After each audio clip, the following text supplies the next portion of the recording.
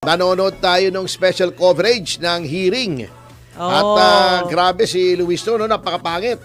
Nung yung sinasabi niya, napakapangit. Hindi maganda yung sinasabi niya kasi ginigiit niya, dapat daw dumating si pangalawang Pangulong Sara Duterte. Sa pagdinig, wala naman pong ganong rules. Noong nililitis yung impeachment ni Maria Lourdes Sereno, hindi naman siya pinilit dumating. Nung kay Andy Bautista, hindi rin. Baka hindi po alam ng iba, noong 2017 po, ako at si dating Congressman Jing Paras ang mga complainant sa successful na impeachment ni then COMELEC Chairman Andy Bautista. Yan, opo. At kabisado kayang ganyang mga hearing sapagkat nag-hearings po kami roon sa Committee on Justice with then Committee Chair Ray Umali, yung nasirang si Ray Umali. Pero attorney, sabi nyo, hindi ganun ang rule. Ibig sabihin, binago nila rule ngayon? Hindi. Gusto kasi nilang pinipilit nila na si Sara Duterte ay pumunta roon para gisahin nila. Why would she give them the satisfaction of raking her over the coals, gayong alam naman nating lahat na kangaroo court lang yan. Wala yan. Moro-moro lang po yan. Kita nyo yung pinagsasabi. Si Laila de Lima, kung anong chuchu-chuchu ngayon. Noon namang hinihiri yung kanyang bilibid drug scandal. Yung bilibid drug trade, hindi naman siya pinilit pumunta ron, hindi naman siya pumunta. Ibig sabihin, nirespeto siya. Nirespeto yung kanyang choice na hindi pumunta. Yung case Sereno, nirespeto yung choice na hindi siya pumunta. Ngayon, yung sinasabi ni Representative Rufus Rodriguez na dapat may right to counsel, tama po yun eh. Dapat pwedeng mag-manifestation yung counsel. May participation yung counsel because in any proceeding, the person involved has the right to be heard by himself or by counsel. Bakit ba takot na takot silang mag-participate yung mga abogado ni VP Sara? Kasi mabubuking yung pagkaboro-moro nila. Kaya kayong mga nariyan sa committee, ang dami nyong bla bla bla dyan, ang dami nyong chu-chu-chu, ang dami nyong eklabu. Sige na! I-ano nyo na! Ihain nyo na! Kunyari pa kayo yan din naman ang mangyayari dyan. Nakita mo naman yung mga nandyan, di ba? Yung mga nandyan, si Luistro, si Chen Jokno, si De Lima, yan, basta yung mga nandyan, bukod sa ampapangit ng sinasabi, sapagkat hindi po tama sa ilalim ng batas, alam naman po natin nanloloko pa tayo iniinsulto nyo pa yung intelligence namin mga mamamayan. Baratan nyo na! I-transmit nyo na, kunyari pa kayo get it over with. Ang dami nyo pang pagkukunwari, mapagling lang kayo yan ang sinasabi natin. Maraming hipokrito dyan sa House of Representatives. Anyway, sa dami-dami ng problema natin, etong yan pa inaatupag nyo. Pwede namang ipagpaliban yan. Kung gusto nyo ng accountability, ito pa, gaano ka-ipokrito itong mga ito sa Justice Committee. Gusto nyo ng accountability? Ayan, bigger scam, 1.3 ba o 1.2 trillion na flood control scandal. Ayaw nyong investigahan. Ayaw umpisahan. Ayaw nyong patawag yung 18 Marines. Yan ang accountability, hindi yung moro-moro nyo dyan. Ako, pinagluloko nyo pa kami. Alam nyo, delikado yung ginagawa ninyo.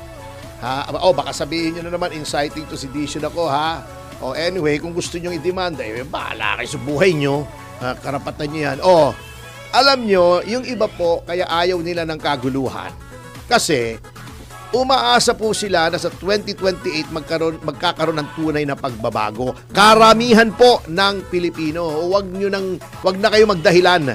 All the polls show na karamihan ng Pilipino pabor na maging presidente si Sara Duterte.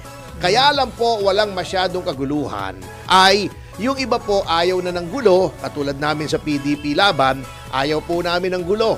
We made it clear very categorically that the PDP is against extra-constitutional regime change. Pero hindi po namin hawak lahat ng tao. Yung iba po, nagtitiis kasi sa sinasabi nila malapit-lapit na naman ng 2028, magkaroon na ng pagbabago, magiging Pangulo na si Sara Duterte. Ngayon, kung tatanggalin niyo yung pag-asang yan sa pamamagitan ng panggigipit, aalipusta, pang-uupasala, pagtutuligsa kay Sara Duterte, disqualify niyo yan, baka magkagulo. Ayan hindi inciting to sedition yan. Ang sinasabi ko, baka magkagulo kasi tinatanggalan nyo ng pag-asa ang mga tao. Parang tubig yan sa dam. Pag yan ay may kapupuntahan yung tubig, yung dam nandyan lang, nagpo-flow yung dam. Saran mo yung outlet ng tubig.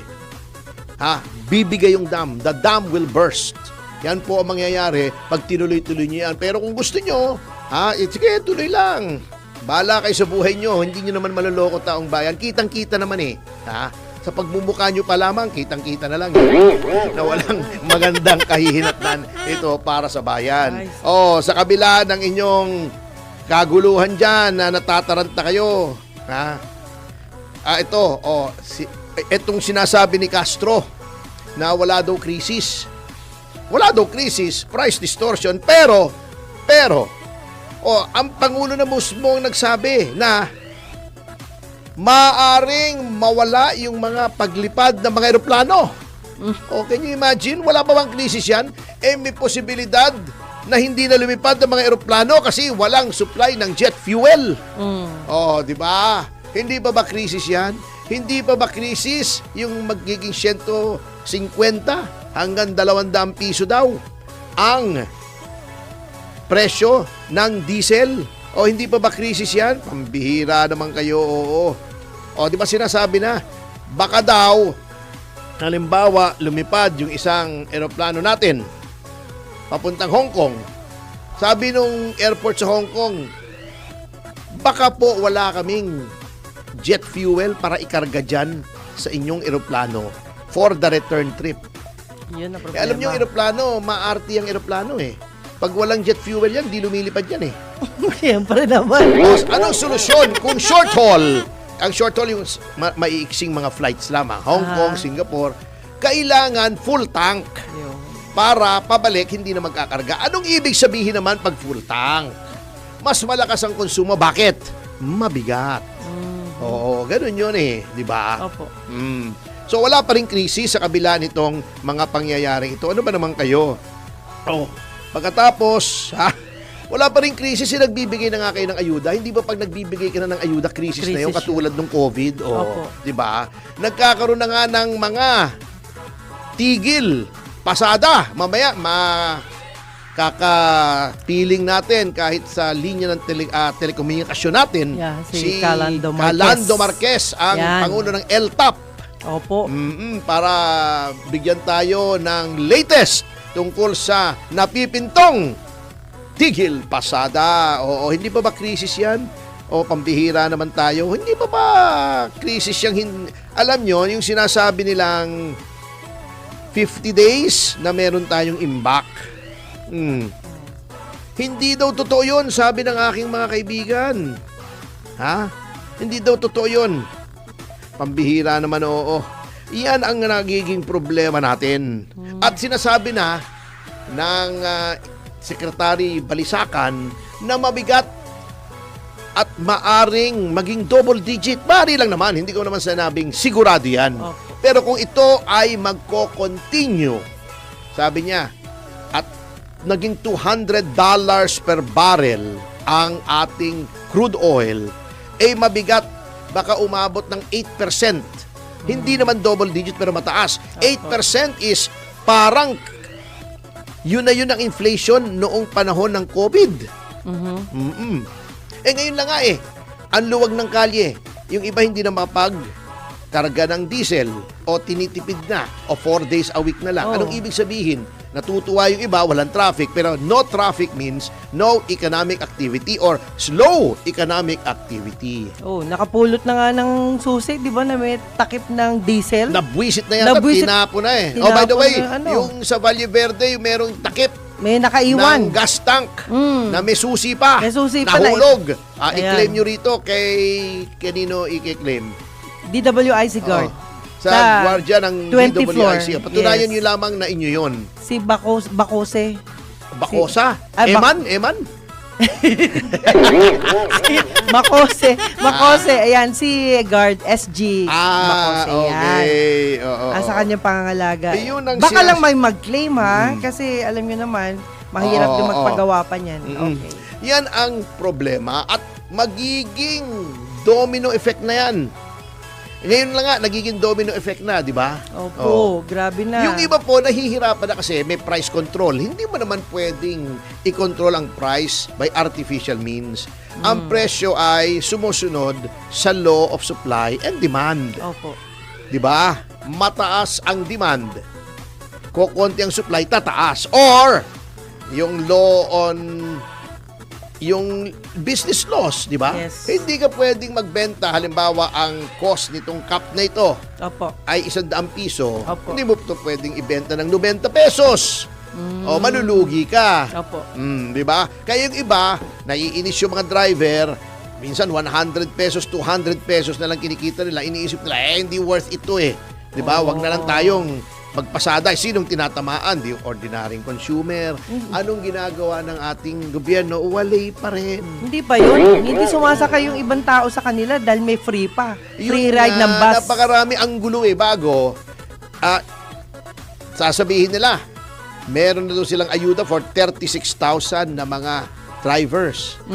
Ayon sa datos na binigay sa akin ng yung mga transport groups, Opo. may 560,000 yatang katao ang nasa transport sector. Ay yung 36,000 lang, hindi mo na ma-distribute yung ayuda. Napakahirap kasi time and motion na hindi mo naman pwedeng isaboy sa kalye yun. Bahala na yun. Agawan na kayo. Di ba? Yung mga pulot. Opo. Kailangan yan orderly, may listahan, sino ba talaga mga drivers dito. Ipukunin mo yan sa Drivers Association. Opo, mga dapat. Ang lead agency dyan ay DSWD. Ngunit katulad ng sinabi ko po, Walang tao. walang tao naman. Hindi naman ganun kalaki ang DSWD. Paano Magaling yang si yan? Rex Gatchalian. Pero, siyempre, kung walang tao, kahit anong galing niya, hindi naman siya si Flash na ay mabilis, na ba? Isa sa 2 segundo, naka 100,000 tao na siyang nabigyan. Imposible naman yun. Opo. 36,000 lang, hirap na sila. At 36,000 lang, ang gulo na ng listahan. Lalo na pag dinevolve na sa LGU, ayan, favoritism na yan. 36,000, Nawawala kailan mo pangalan ng matatapos iba. yan? 560,000 pa ang i-distributan mo. At one time lang yan eh. Yes. O di ba ang sabi nung piston ba yon? O yung manibela. Manibela. Yung 5,000 po ninyo, mga sir, ay 3 araw lang. Araw. Kung pagkatapos ng 3 araw gagawin namin, Wala na. magdidildil kami ng asin. Ay, kawawa naman. Hindi pwede eh. Ang problema talaga ay supply. Sapagkat tayo ay talagang exporter po tayo ng langis. Wala naman tayong langis eh. Langis ng nyug. Meron. Di ba? Yung palangis Opo. sa gobyerno, marami yan. Kaya nga nagkaroon ng flood control scam eh. Naalala mo ba, sir, si Dingle? Yung... Kasi Dingle! Si Dingle. Hindi ko kilala. Hindi ba? Siya po yung inventor sana ng langis dito sa Pilipinas. Si Dingle. Na kinuha ng ibang bansa. Mm. Ngayon, naalala, na-post nga po sa ibang diary Oo. yan at nakita natin, sayang pala tong taon na to. Ganyan naman tayo eh. Pag naaalala lang natin yung mga ganong inventor pag krisis na. Pag krisis na, no? Pagka ordinaryong pagkakataon Walang naman, di naman suporta. natin sinusuportahan eh, di ba? Yung Saraw, di ba? Opo. Indigenous.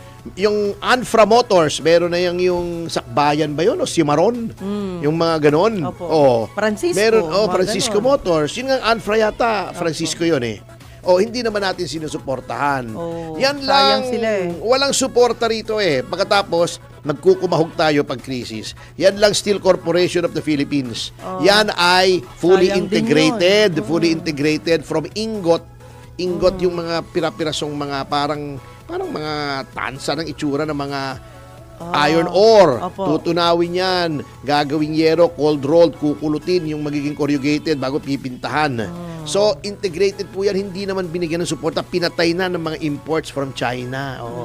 Ingot hindi Inga. Inga, kapatid ni Boss Edgar yun. Si Dominga, di ba? Dominga. Si Inga. Oo. Cute yun. Opo, Hindi ko marami makilala naman. yun, si Inga.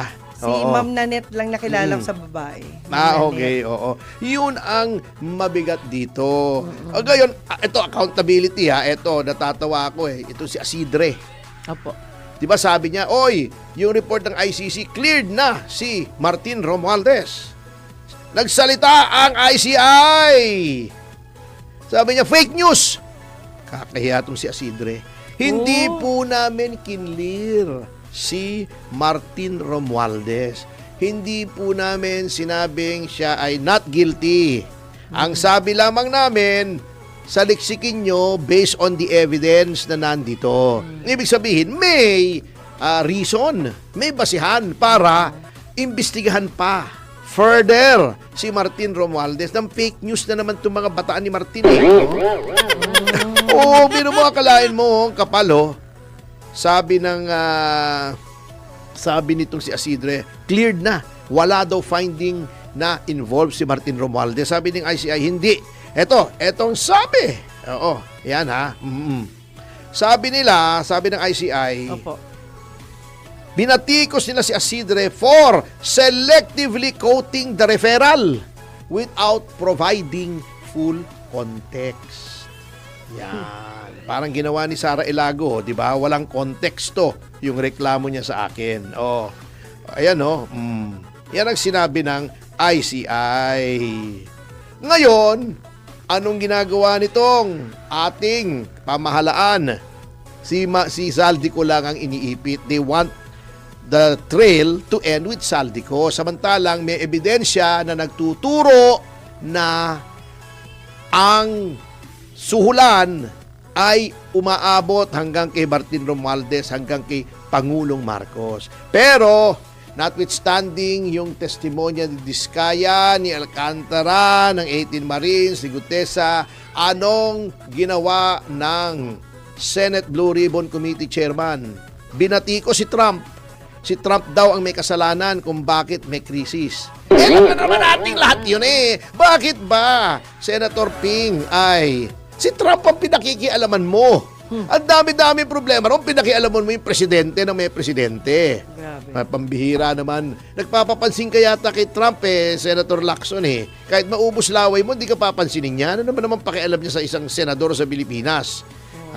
Ikaw naman oo. At bakit yun naman ang topic? Alam na natin yun si Trump ang may kasalanan. Sino bang una ng bomba sa Iran, di ba? Ang imbestigahan mo yung flood control. Tawagin mo yung 18 Marines. Baka naman sinasabi mo si Trump pa rin ang may kasalanan doon sa flood control.